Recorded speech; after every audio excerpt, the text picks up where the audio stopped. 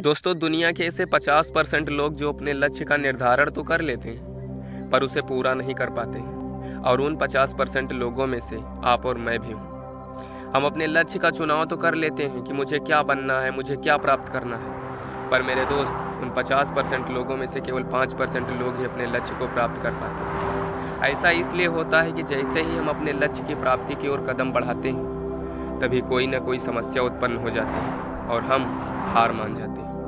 मैं भी कई बार लक्ष्य का निर्धारण करता हूँ कि मुझे रात को 2 विषय का रिवीजन करना है, पर जब मैं पढ़ने बैठता हूँ तो आधे घंटे में ही मन उबने लगता है। कुछ करना है तो डटकर चल जाता हूँ थोड़ा और वो लक्ष्य बीच में ही अधूरा रह जाता है। पर इसका समाधान मैं आपको इस कहानी में बताने वाला हूँ, जिसे सुनकर आप भी उन 5% लोगों में शामिल हो सकते हैं जो अपने लक्ष्य को प्राप्त कर लेते हैं। दोस्तों, ये जो कहानी मैं आप लोगों को सुनाने जा रहा हूँ, इसके हर वाक्य में गहरी शिक्षा छुपी हुई है, बहुत ही गहरी शिक्षा छुपी हुई है। एक बार की बात है, एक राजा था।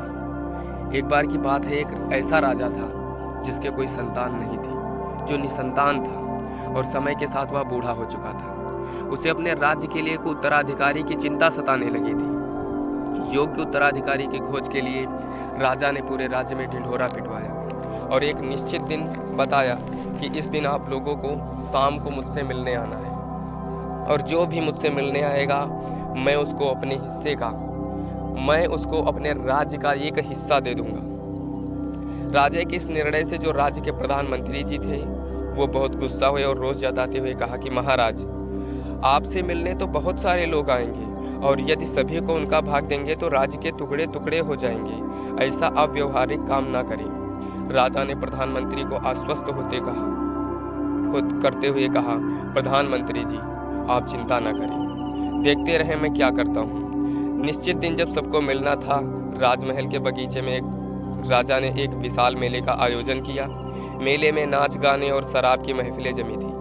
खाने के लिए अनेक स्वादिष्ट पदार्थ थे। मेले में कई प्रकार के खेल भी हो रहे थे, जिसके कारण राजा से मिलने आने वाले जो व्यक्ति थे उसमें बहुत सारे व्यक्ति नाच गाने में लग गए। कितने ही लोग, ना जाने कितने लोग सुरा सुंदरियों में व्यस्त हो गए, ना जाने कितने लोग शराब में व्यस्त हो गए, ना जाने कितने लोग खाने पीने में, घूमने फिरने आदि के आनंद में डूब गए। और इस शाम का जो समय था वो बीतने लगा, और इन सभी के बीच में एक ऐसा व्यक्ति भी था जिसने किसी चीज की तरफ देखा भी नहीं, क्योंकि उसके मन में एक निश्चित ध्येय था कि उसे राजा से ही मिलना है। इसलिए वह बगीचा पार करके सीधे राजा के राजमहल के दरवाजे पर पहुंच गया, पर वहां खुली तलवार लेकर 2 चौकीदार खड़े थे। उन्होंने उसे रोकने का प्रयत्न किया, पर वह रुकने वाला कहाँ था। उनके रोकने को अनदेखा करके और चौकीदारों को धक्का मारकर वह दौड़कर राजमहल में चला गया, क्योंकि वह निश्चित समय पर राजा से मिलना चाहता था। अब जैसे ही वह अंदर पहुंचा, राजा उसे उसके सामने ही मिल गए और राजा ने कहा, मेरे राज्य में कोई ऐसा व्यक्ति तो मिला जो किसी प्रलोभन में फंसे बिना अपने ध्येय तक पहुंच सका। तुम्हें मैं आधा नहीं पूरा राजपाट दूंगा, तुम ही मेरे उत्तराधिकारी बनोगे। वह व्यक्ति बहुत खुश हुआ, क्योंकि वह जिस लक्ष्य से आया था उसका फल उसे मिल गया। वह बिना किसी रुकावट के चक्कर में आए अपने लक्ष्य को प्राप्त करने में सफल रहा।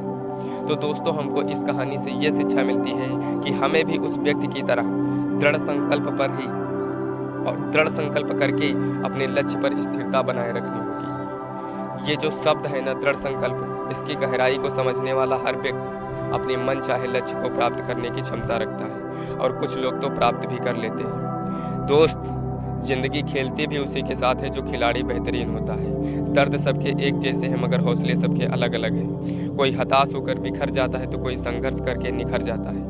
दोस्तों, आप लोगों को बस ये करना है कि अपने लक्ष्य को छोटे छोटे लक्ष्य में बांट लो, जिससे उसको प्राप्त करने में आसानी हो। जैसे कि मैं भी यही करता हूँ। जैसे कि मैंने आप लोगों को पहले बताया था कि मैं रात को 2 घंटे पढ़ाई करने का लक्ष्य बनाता हूँ। अब इसको आपको अगर 2 लक्ष्य में तोड़ना है, छोटे छोटे लक्ष्यों में तोड़ना है, तो मैं पहले क्या करूँगा कि मैं शाम को 1 घंटा पढ़ लूँगा।